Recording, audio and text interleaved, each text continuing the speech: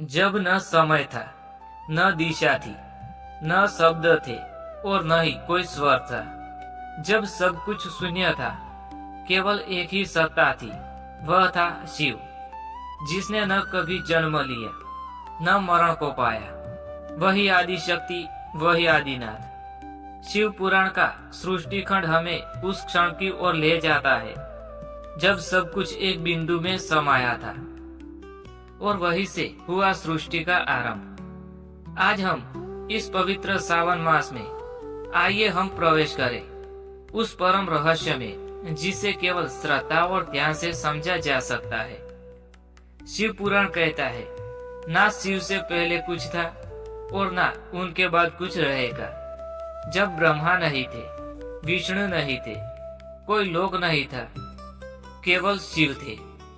यह सृष्टि खंड हमें यह सिखाता है कि जो सबका मूल है वही परम सत्य है।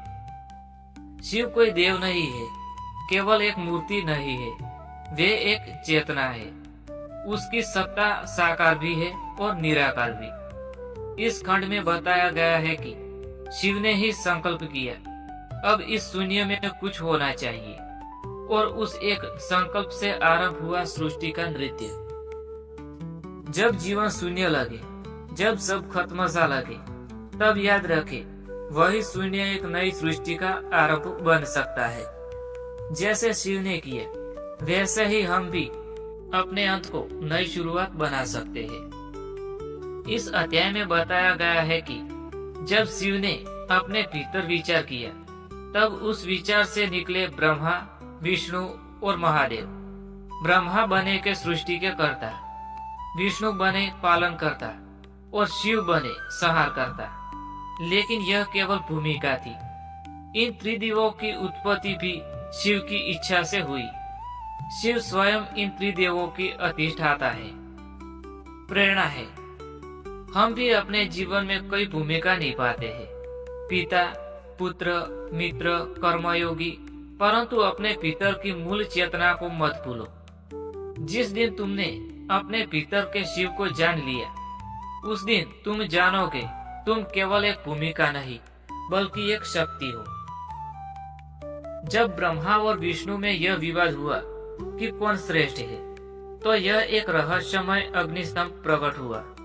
वह था शिवलिंग, शिव का अनादि और अनंत रूप। ब्रह्मा ऊपर उड़ गए, विष्णु नीचे गए, पर कोई भी अंत तक न जा सका। तब उन्हें समझ में आया, हम केवल माध्यम है, परम सत्ता तो शिव है। अहंकार जीवन की सबसे बड़ी रुकावट है।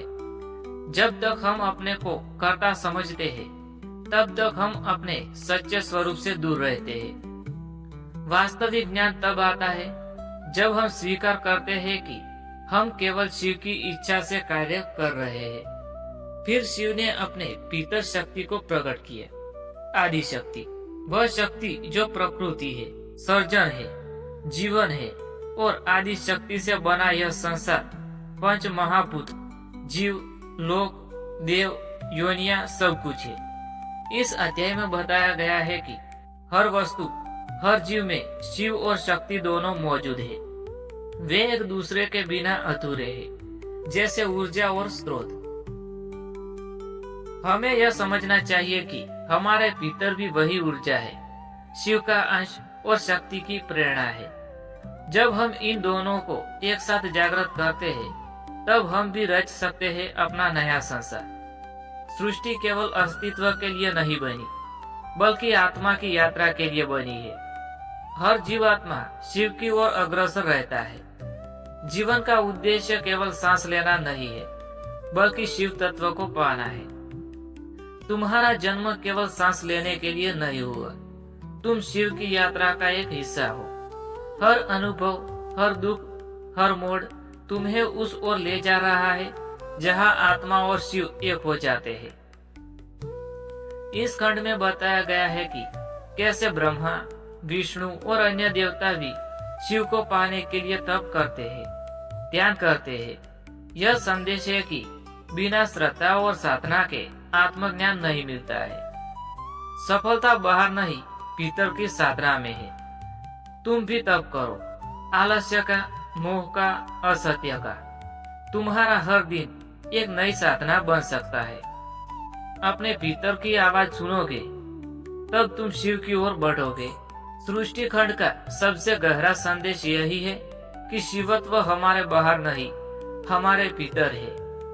हम सब उसी का स्रोत है और उसी में मिलना है।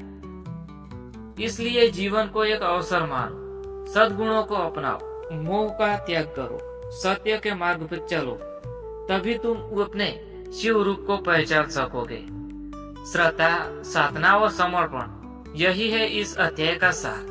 तुम भी शिव हो, तुम भी संहार कर सकते हो अपने भीतर की नकारात्मकता का। तुम भी सर्जन कर सकते हो एक उज्जवल जीवन का। तुम भी पालन कर सकते हो प्रेम, करुणा और सत्य का। तुम्हारे भीतर भी वही अग्निस्तंभ है, अनंत और अविनाशी। इस पवित्र सावन में आइए हम केवल जल न चढ़ा के, बल्कि चढ़ाए अपने भीतर का तमस, अपने मोह का त्याग, अपनी कामनाओं का विसर्जन। और तब जब शिवलिंग के सामने तुम्हारा मन शांत हो जाएगा, तब तुम सुन सकोगे, तत्वमसि, तू वही है, तू शिव है। हर आत्मा शिवम है, बस आवश्यकता है श्रद्धा और साधना की। दोस्तों, इसी के साथ यह ज्ञानवर्धक वीडियो यहाँ समाप्त होता है। मैं उम्मीद करता हूँ कि आपको पसंद आया होगा। अगर पसंद आया हो तो वीडियो को लाइक करें, शेयर करें और चैनल को सब्सक्राइब करना ना भूलें। मिलते हैं एक नई वीडियो के साथ। तब तक के लिए ओम नमः शिवाय, हर हर महादेव।